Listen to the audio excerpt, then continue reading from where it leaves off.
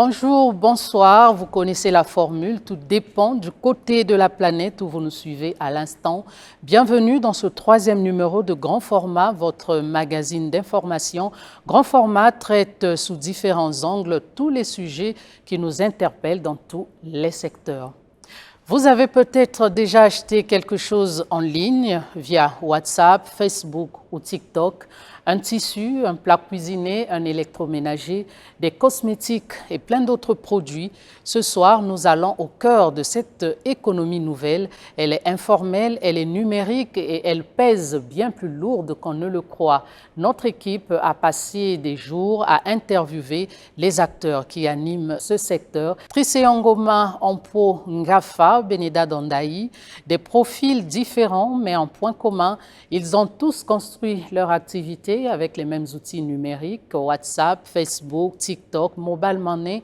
Comment ces outils fonctionnent-ils concrètement et pourquoi sont-ils devenus aussi puissants dans notre contexte? C'est le grand format de ce soir. Pendant que certains préparent leurs étals au marché, à Kombo, dans le 9e arrondissement d'Iri, Gafa Tonko, ancienne secrétaire de direction, déballe sa marchandise venue de Chine pour la vente en ligne. Elle vend des vêtements hommes, femmes et enfants. Sa boutique, son téléphone. Sa clientèle, ses followers. 11 200 et des contacts WhatsApp. Je suis dans le e-commerce depuis 2016.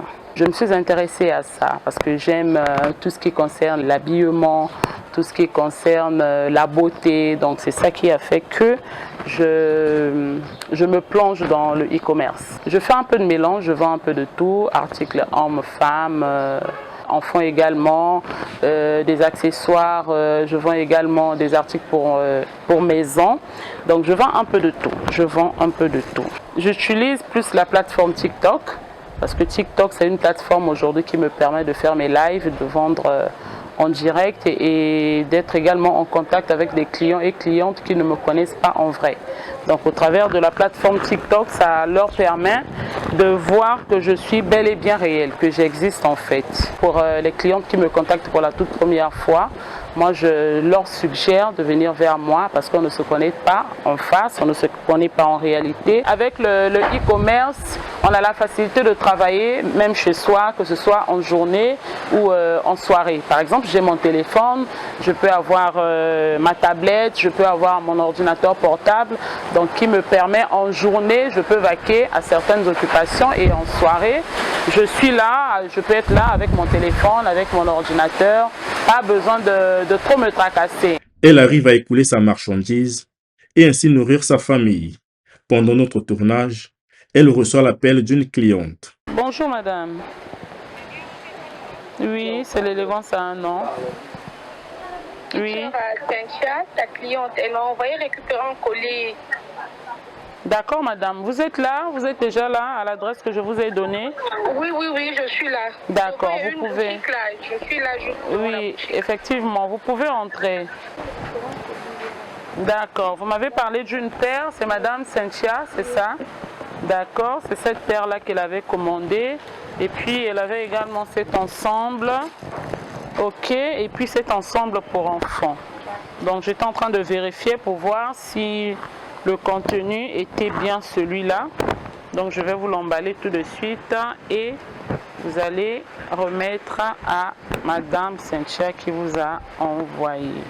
Tenez madame, vous le remettez. Merci madame, merci à vous. Donc il y a de ces clientes qui préfèrent faire des dépôts, Mobile Money. Il y a de ces clientes qui disent non, je préfère venir vers vous madame, question de vous voir également, de connaître là où vous habitez et tout.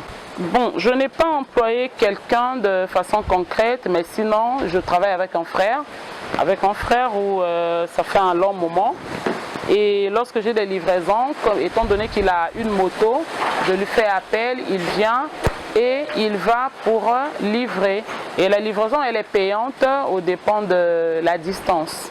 Et c'est les frais, c'est le client ou encore ce sont les clients qui supportent.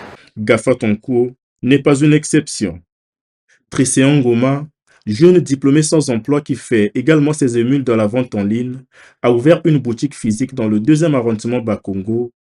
Il ne jure que par Internet, Facebook et WhatsApp pour écouler plus facilement sa marchandise. J'ai commencé en 2020, j'étais étudiant à Maringouabé.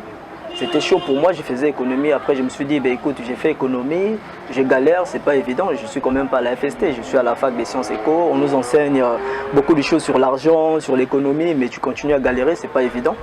Après, j'ai réfléchi, je me suis dit, écoute, j'ai consulté une amie à moi qui vendait des trucs en ligne. Je voyais ses statuts sur WhatsApp, elle postait et publiait des trucs en ligne. Je l'ai contactée, je lui ai dit, comment faire pour travailler avec toi?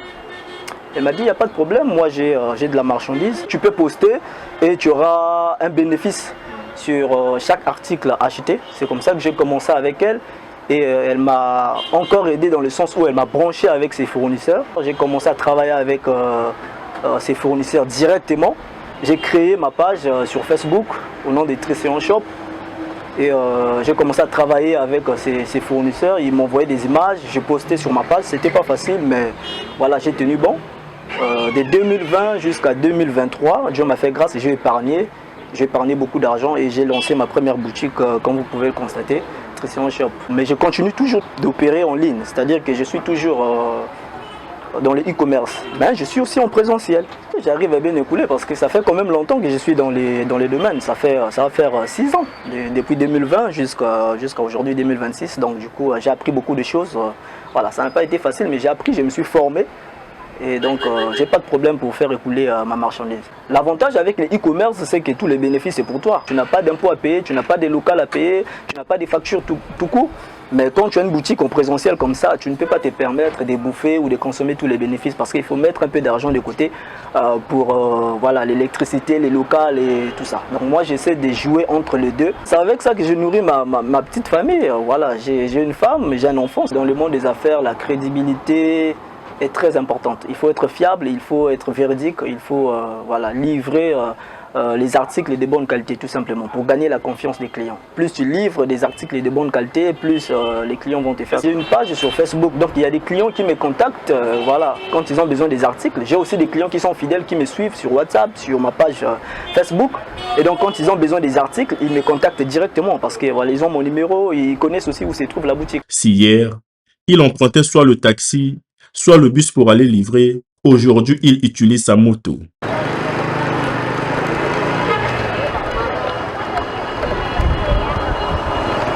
Non, ça va. Voilà votre commande.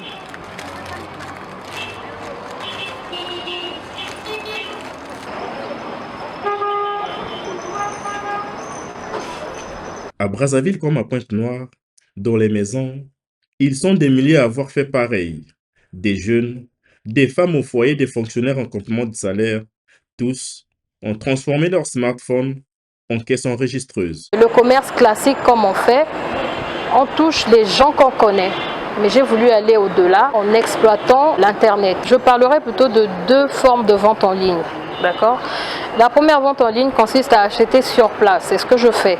Je vais dans les grands marchés sur place, j'achète au prix de gros et je revends. Ça, c'est plus facile parce que la marchandise, elle est là. Donc, le client peut te payer à la réception du colis parce que tu as ton colis qui est là, le colis, il est physique. Or, quand j'importe plutôt, on va plutôt du côté photo. On a des catalogues qu'on propose et une fois que le client est tenté par un article, moi, je procède par les avances. Moi, je prends d'abord les avances et c'est ce qui me permet de commander. Et une fois que le colis arrive sur place, c'est à ce moment-là que je vais livrer. Et c'est à la livraison que le client me verse la totalité de la somme. Le fonds que j'avais quand j'ai commencé n'est plus le fonds que j'ai maintenant. Au fur et à mesure, on est en train de vendre à beaucoup de gens, on reçoit beaucoup de clients et ces clients-là nous ouvrent le marché. Donc je dirais que ça me permet, moi, de joindre les 2 bouts. Nous sommes positionnés en ligne depuis 2022, donc ça fait 4 ans aujourd'hui. Dans les plateformes que nous utilisons pour conquérir des clients, nous sommes plus sur Facebook ainsi que sur WhatsApp. là où vous pouvez facilement nous contacter, trouver nos produits. C'est beaucoup plus sur Facebook. Et le nom, c'est Sailinda Shop. Donc, Sailinda avec YI. C'est avec la somme de 15 000 francs que je me suis lancée. Et j'ai commencé à poster des articles parce que mes fournisseurs m'envoyaient pas mal d'images. Et au niveau de mon compte WhatsApp, j'étais là en train d'envoyer et je n'avais que mes amis qui pouvaient voir ce que je postais. Et au fur et à mesure, je trouvais que la vente, parce que vous savez, le plus important pour des entrepreneurs, ce n'est pas d'avoir des marchandises, mais ce qui est plus important, c'est l'écoulement de ces marchandises. Donc il fallait multiplier les canaux de distribution. C'est finalement en 2020 que j'ai eu l'idée d'élargir en fait mon champ d'action, de me positionner sur Facebook et sur TikTok. C'était ça. Donc je me suis positionnée en 2020. Et les avantages que j'ai trouvés, c'est que je ne me déplaçais pas assez, donc j'étais un peu fixe, rien qu'à partir de mes téléphones. Donc c'est ça en fait qui constitue mon bureau. Ce n'est qu'à partir de ces téléphones que j'ai commencé à publier, à booster, même jusqu'aux États-Unis. En tout cas, je boostais un peu je peux dire, au niveau de tous les continents. Que ce soit en Asie, justement, c'est parce que j'ai eu à tisser des relations avec des amis qui s'y trouvaient et on avait la facilité d'envoyer nos produits jusqu'à toucher en fait le monde mondial. C'était en fait ça le but premier. Donc, ne pas seulement vendre au niveau de l'Afrique ou de l'Europe, même au niveau des États-Unis. Et au niveau des réseaux sociaux, ça m'a permis de toucher beaucoup de clients. Actuellement, beaucoup de clients. Et qui dit avoir beaucoup de clients, ça veut dire aussi que le portefeuille. Au niveau du portefeuille aussi, il y a eu l'amélioration. Donc, il y a eu un peu plus de bénéfices que je faisais par rapport, sinon grâce aux réseaux sociaux. Nous, ce que nous faisons, nous achetons, nous payons l'expédition et on vend à la maison. Donc, c'est quand même bénéfique pour nous. Ça nous permet aussi d'économiser, d'acheter ce dont nous avons besoin. En 2023, selon l'ARPCE, l'Agence de régulation des postes et communications électroniques, le taux de pénétration mobile au Congo était de 108% et le commerce informel estimé à plus de 40% du PIB, d'après la BEAC et la BAD. Ces outils simples, accessibles, gratuits et qui rendent cette économie si puissante, mais justement parce qu'elle est simple et sans barrière, elle attire aussi les dérives. Les arnaques se multiplient, les acheteurs sont floués et l'État, lui, ne perçoit pas un franc de tout ce commerce. Cette nouvelle économie a ses revers. Les arnaques sont nombreuses. Commandes payées, mais jamais livrées. Produit reçu ne correspond pas à la photo ou vidéo. Vendeur fantôme, disparu après paiement. Nous rencontrons pas mal de difficultés avec ce commerce en ligne. Déjà, il y a des arnaqueurs dans le sens où on envoie l'argent et le vendeur, il bloque le numéro, il ne répond plus. Soit la marchandise qu'il nous expédie, c'est pas la bonne marchandise. Et ça nous cause beaucoup de problèmes. Il y a vraiment de l'impact parce que nous perdons de l'argent, le temps et voire même les clients. Nous sommes déjà tombés sur les arnaqueurs au Nigeria lors de la commande des perruques. Et la commande qu'il avait envoyée, c'était pas vraiment ça. Donc, au lieu qu'il envoie des Virgin Air, donc la bonne qualité des mèches, le fournisseur, il a envoyé des mèches synthétiques. Et on avait déjà aussi pris l'argent des clients. Donc, ça nous a impacté donc, au niveau du finance, le temps et autres. Et même un autre fournisseur qui avait pris l'argent, on commandait des lingeries au Nigeria également. Ça n'a pas marché, il n'a jamais envoyé la marchandise jusqu'à présent. Et les difficultés, nous les rencontrons personnellement. J'en ai déjà rencontré, que ce soit avec mes clientes et avec mes fournisseurs également, parce qu'ils essaient de noter que je commande à distance. Et pour la plupart du temps, généralement, lorsqu'on passe des commandes à distance, on ne sait pas à quoi réellement nous attendre. Donc il arrive, hein, ça m'est arrivé plus d'une fois où j'ai commandé des articles et je ne les ai pas reçus tels que je les avais commandés. Donc c'est un peu ça la difficulté. Tu peux voir en image, par exemple là vous voyez, c'est le sac tel qu'il est là sur le catalogue. Ça montre bien que c'est un sac de couleur rouge et le modèle, mais à l'arrivée, parfois je remarque que le modèle reçu n'est pas identique à ce que je voulais.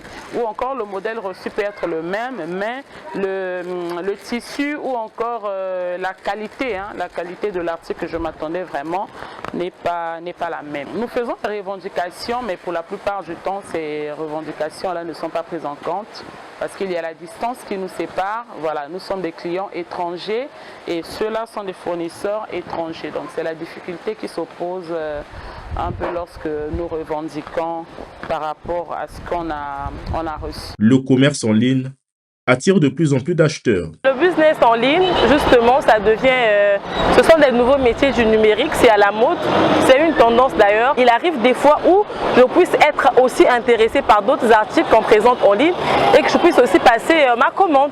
Et quand je reçois l'article, après ça dépend, il y a certains vendeurs ou certaines vendeuses qui sont vrais.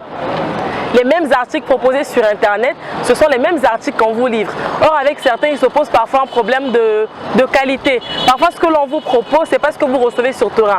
Mais moi, en tout cas, pour mon expérience personnelle, les articles que j'ai eu à acheter, ce sont des articles qui vraiment existeraient, en fait, des articles qui sont vrais. Bien que présentant plusieurs avantages, ce commerce ne convainc pas tous les acheteurs. Je n'ai jamais encouragé l'idée de s'acheter un truc en ligne parce que très souvent, ça m'est déjà arrivé. J'avais aimé une robe sur un statut d'une copine et une fois commandée, la robe elle est arrivée et c'était pas la qualité que je cherchais en fait. Donc du coup, j'étais découragée de ma commande et tout. Et à partir de cela, je me suis dit je ne ferai plus des commandes en ligne parce que c'est n'importe quoi en fait. Le problème, aucun cadre légal ne protège vraiment l'acheteur dans ces transactions. Il n'existe pas encore au Congo de loi spécifique sur le commerce électronique. Les litiges sont quasi impossibles à régler. Selon certains juristes requérant l'anonymat, l'enjeu est délicat. Si on recule trop vite, on étouffe une économie qui permet aux jeunes de se prendre en charge et qui nourrit beaucoup de familles. Si l'on ne régule pas, la confiance s'érode.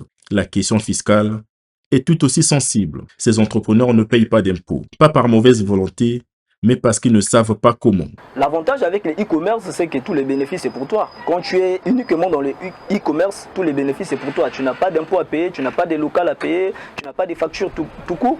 Mais quand tu as une boutique en présentiel comme ça, tu ne peux pas te permettre de bouffer ou de consommer tous les bénéfices parce qu'il faut mettre un peu d'argent de côté pour voilà, l'électricité, les locales et tout ça. Donc moi j'essaie de jouer entre les deux. C'est un secteur qui, je dirais, est encore informel, d'accord?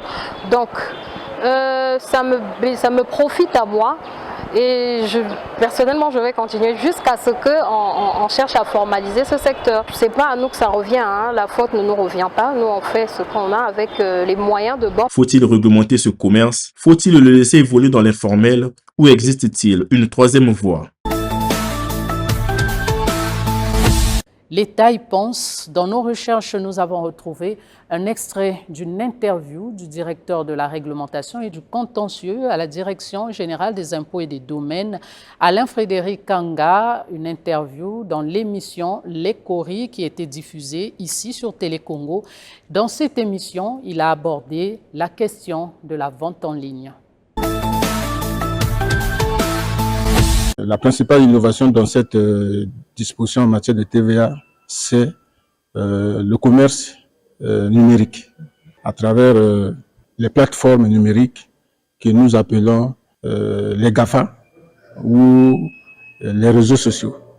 Et donc GAFA, où on a Google, Apple, Facebook, Amazon et Microsoft. Désormais, le Congo, à partir de cette disposition, va arriver à appréhender les revenus qu'il tire de sources congolaises.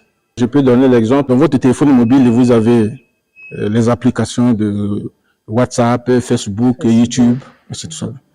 Alors, qu'est-ce qui se passe? Lorsque vous avez un crédit dans votre téléphone, vous pouvez avoir à 10 000 francs, 15 000 francs. Chaque fois que vous consultez une page YouTube pour télécharger une vidéo, vous allez constater que aussi longtemps que vous restez sur la connexion de cette page, votre crédit diminue. Où il y a une publicité en ligne, bon, vous avez consulté la publicité là, ça vous diminue le crédit. Oui, ça consomme le crédit.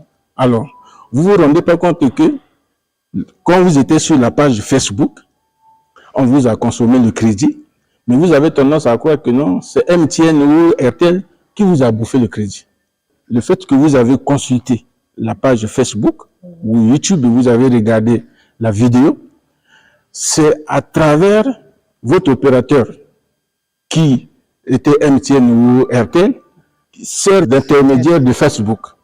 Parce que Facebook sait que sa page a été ouverte au Congo à travers MTN ou RTL, mais c'est madame Missela qui a ouvert et on a bouffé ton crédit. Le crédit là, c'est MTN qui prend, mais il rétrocède à l'autre là, à cette plateforme là, Facebook ou YouTube. Oui. Et donc, ces revenus là, quand on les transfère ça, c'est le Congo qui perd. Le trésor public ne perçoit rien. Et désormais, on s'est dit, bon, ces plateformes là en ligne, qui font les publicités en ligne, qui font la vente en ligne, quand le consommateur est congolais ou le client est congolais, à travers notre partenaire technique qui est l'RPCE, qui travaille avec les téléphonies mobiles, sera à mesure de capter cette information et prélever la TVA. Et donc, depuis là, au Congo, personne ne savait que bon, c'est l'argent du Congo qui partait ailleurs. Et désormais, on va appréhender ça. L'unité de mesure, c'est le milliard. Imaginez-vous tout le monde qui a son petit téléphone mobile à main, il télécharge les informations sur Google, ça consomme, et c'est le trésor congolais qui était perdant dans cette affaire. Certains pays africains ont déjà bougé dans ce secteur. Le Sénégal a lancé un statut simplifié pour les auto-entrepreneurs. La Côte d'Ivoire expérimente les plateformes d'e-commerce formalisées et le Rwanda a intégré le numérique dans sa politique fiscale avec succès. Au Congo, la jeunesse est connectée et créative, mais manque un cadre légal clair et une politique d'accompagnement structurée. Un téléphone, des milliers de business, ce commerce numérique informel, c'est la réalité économique des centaines de milliers de Congolais. Il nourrit des familles, il crée de l'activité, il innove sans attendre, mais il est fragile. Fragile parce qu'il est sans protection juridique, fragile parce qu'il échappe à toute régulation, fragile parce qu'il repose sur la confiance et la confiance, ça se brise. La vraie question n'est pas de savoir si l'État doit intervenir, la question c'est comment intervenir intelligemment, encadrer sans étouffer, fiscaliser sans décourager, formaliser sans exclure. Le débat est ouvert. Grand format, c'est terminé. Merci de l'avoir suivi. Merci à toutes les équipes techniques qui ont travaillé pour la production de ce numéro. Je vous retrouve donc lundi prochain sur Télé Congo avec un nouveau sujet. Au revoir.